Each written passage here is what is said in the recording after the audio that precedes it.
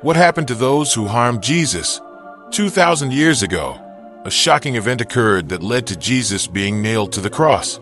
The names of Pilate, Caiaphas, Herod Antipas, Judas, the chief priests, elders, scribes, and Pharisees all represent a common mindset that drove them to conspire against Jesus Christ.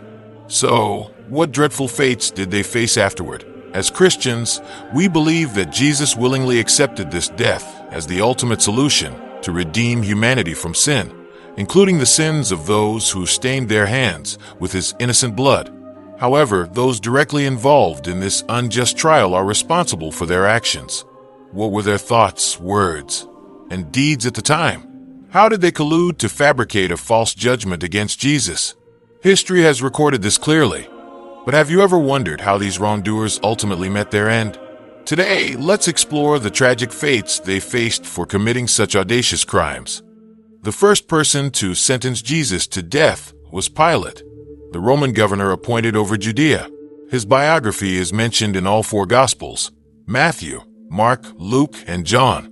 Particularly during the trial and crucifixion of Jesus, Pilate played a crucial role as the Roman governor because he held the ultimate authority over military, financial, currency, taxation, judicial matters, and the fates of prisoners.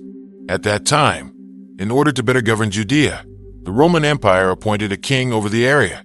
Herod. Among the Jews, Judaism was a widely practiced religion with significant power. Worse still, the number of Jesus followers was steadily increasing, which sparked jealousy and resentment among the chief priests and elders. They feared that if Jesus was not killed, no one would believe in them or support them any longer. Thus, they bribed Judas to betray Jesus and brought him bound before the high priest. The chief priests, elders, and scribes fabricated accusations against Jesus, judged him, and beat him. However, under Roman rule, the Jewish council did not have the authority to carry out the death penalty, so they bound Jesus and sent him to the Roman governor's office, handing him over to Pilate for questioning. They falsely accused Jesus of inciting rebellion, opposing the Roman emperor, and refusing to pay taxes, attempting to persuade Pilate to condemn him to death. Pilate had heard of Jesus' reputation before and conducted his first interrogation. Jesus denied all the accusations made by the Jewish elders and spoke to Pilate about his purpose for coming into the world. "For this reason, I was born, and for this purpose I have come into the world, to bear witness to the truth. Everyone who is of the truth listens to my voice." John 18 verse 37. Pilate immediately realized that Jesus was innocent. He said, "I find no guilt in this man." Pilate understood that the chief priests wanted to harm Jesus out of jealousy, so he was reluctant to condemn him. However, the Jewish elders refused to let Jesus go, continuing to accuse him until he was put to death. Pilate hoped that during his term, the Jews would not cause any trouble, allowing him to advance smoothly in his career. Thus, he did not want to offend the Jewish elders and devised a cunning plan to send Jesus to King Herod for trial. When Herod saw Jesus in Jerusalem, he asked Jesus to perform some miracles to entertain him, but Jesus refused to put on any kind of show. Consequently, Herod mocked Jesus, while Jesus remained silent in the face of these insults. The Jewish elders standing by continued to slander and accuse Jesus, hoping to secure a death sentence for him. Herod, not wanting to offend the Jewish authorities, ordered that Jesus be sent back to Pilate, who was forced to question Jesus again under the instigation of the Jewish elders. The Jewish crowd shouted loudly, demanding that Jesus be put to death. Pilate gathered all the priests and the crowd and said to them, "You brought this man before me as one who was misleading the people, and I have examined him before you and found no guilt in this man regarding the charges you make against him. Neither did Herod, for he sent him back to us. Look, nothing deserving of death has been done by him. I will therefore punish him and release him." At that time, it was the Passover season for the Jews, and according to Jewish tradition, a prisoner could be released based on the people's wishes during Passover. The Jews preferred to release a murderer rather than Jesus. The Jewish elders even told Pilate that if he released Jesus, he would not be a friend of Caesar. After hearing this, Pilate became afraid. He brought Jesus to a place called the Pavement, where he held public trials. Pilate still hoped to release Jesus and reiterated his position, but the crowd continued to shout, "Crucify him! Crucify him!" When he asked a third time, "What evil has he done? I have found no guilt in him deserving death. I will therefore punish him and release him." The crowd's cries grew louder, demanding that Pilate crucify Jesus. Ultimately, to avoid a riot that might jeopardize his career, and due to his own cowardice, Pilate took a basin of water and washed his hands before the crowd, saying, "I am innocent of this man's blood. See to it yourselves." He then ordered Jesus to be flogged and crucified. However, Jesus' death cannot be dismissed by Pilate's claim of innocence. From a legal standpoint, determining someone's guilt must rely on legal statutes and evidence of wrongdoing.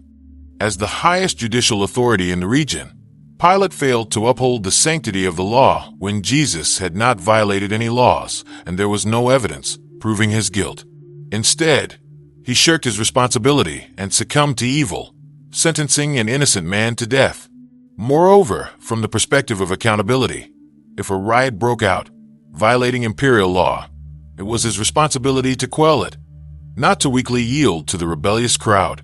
From a secular point of view, Jesus' death was primarily due to Judas' betrayal, secondly due to the furious jealousy of the Jewish elders, priests, and King Herod, and finally due to Pilate's selfishness, fear, and cowardice that led him to capitulate to evil.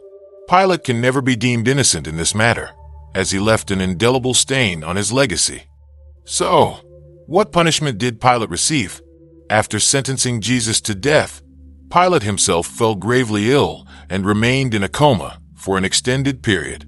However, this was merely the beginning of his retribution. Shortly after, incited by Chief Priest Caiaphas, he brutally suppressed a Samaritan uprising and was reported to the governor of Syria, Vitellius, which resulted in his dismissal and subsequent exile to Gaul. His dreams of promotion were completely shattered. All his properties in Rome were confiscated, and he ultimately lived in destitution like a slave. After being exiled to Gaul, Pilate was scorned and mocked by everyone. The new Roman Emperor Caligula was also displeased with him and eventually ordered his execution. Upon hearing this news, Pilate fell into extreme despair and ultimately went mad, dying by self-immolation. Next, I will recount the tragic fate of another individual involved in the conspiracy to kill Jesus, Herod Antipas, son of King Herod, who ruled Galilee and Perea on behalf of the Roman Empire in the 1st century. His connection to the deaths of John the Baptist and Jesus is also considered significant. According to the New Testament, he unlawfully took his brother Philip's wife, Herodias, and had a daughter named Salome. Thus, John the Baptist criticized him for violating Jewish law, which haunted him, prompting him to find an opportunity to arrest and execute John. Later, when Jesus began his ministry, Herod mistakenly believed that Jesus was the resurrected John the Baptist.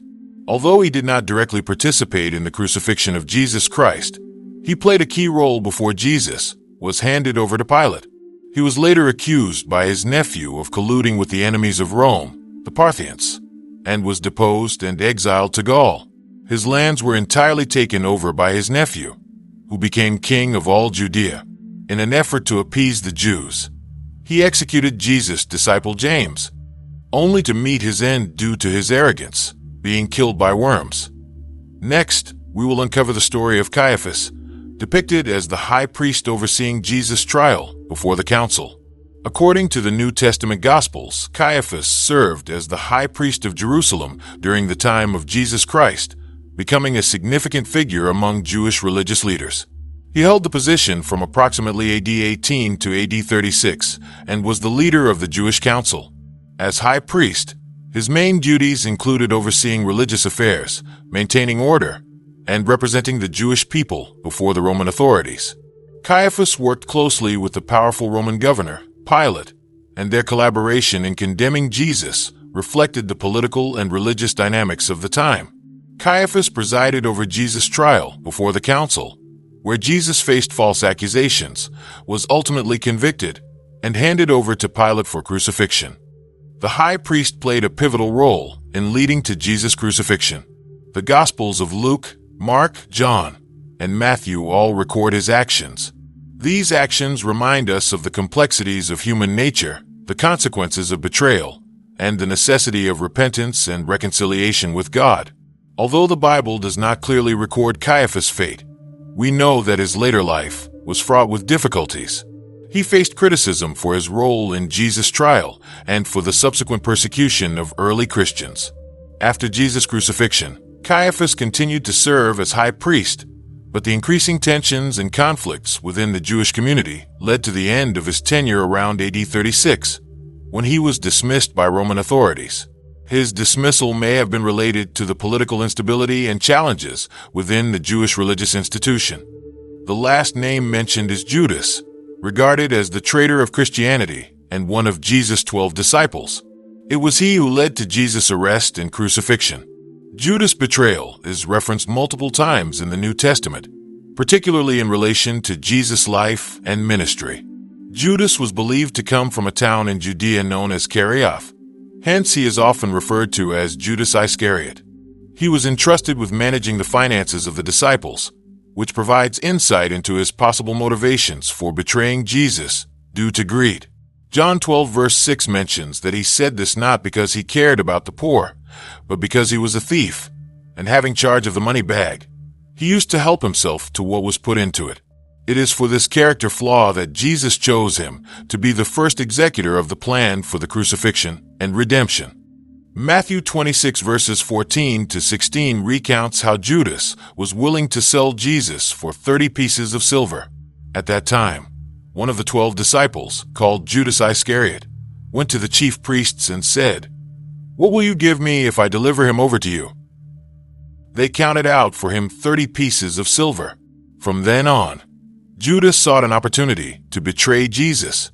During the Last Supper, Jesus hinted that one of his disciples would betray him, and after Judas took a piece of bread from Jesus, he left to carry out his betrayal, ultimately leading to Jesus' arrest in the Garden of Gethsemane.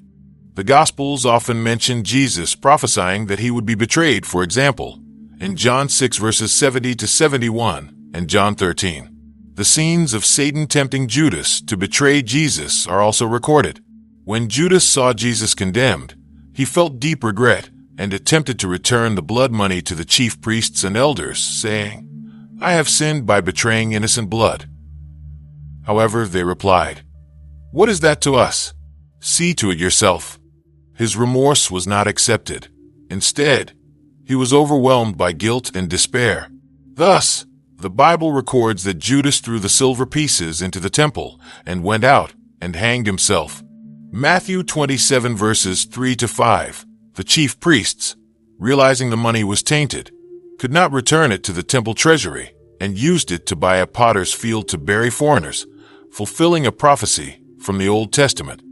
Acts 1 verses 18 to 19 also mentions Judas' tragic end. With the payment he received for his wickedness, Judas bought a field. There he fell headlong. His body burst open, and all his intestines spilled out.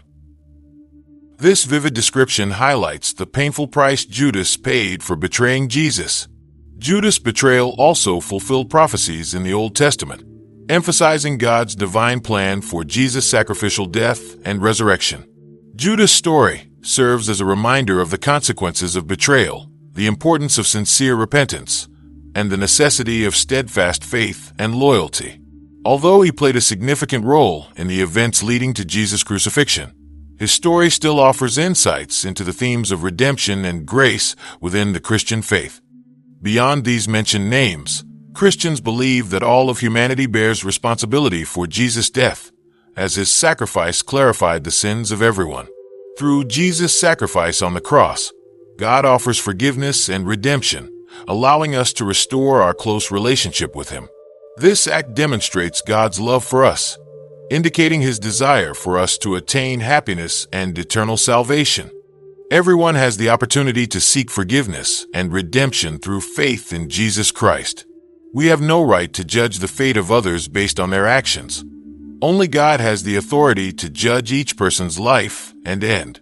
As Christians, we are called to demonstrate love, compassion, and grace to all, just as Jesus Christ did. He taught us to forgive even our enemies. The core of Christianity lies in the hope and redemption brought about by Jesus Christ's sacrificial death and resurrection. We should transform critical thoughts into humility and love, replacing fear and anxiety with trust and faith. Romans 5 verse 8 states, "But God shows his love for us in that while we were still sinners, Christ died for us." This demonstrates that God's love is all-encompassing. He cares for everyone, regardless of their past mistakes or flaws, and as long as one sincerely repents, they will receive God's mercy. Thank you for watching until the end. If you enjoyed our video, please like, subscribe, and share it to support our content and help our channel grow. See you next time.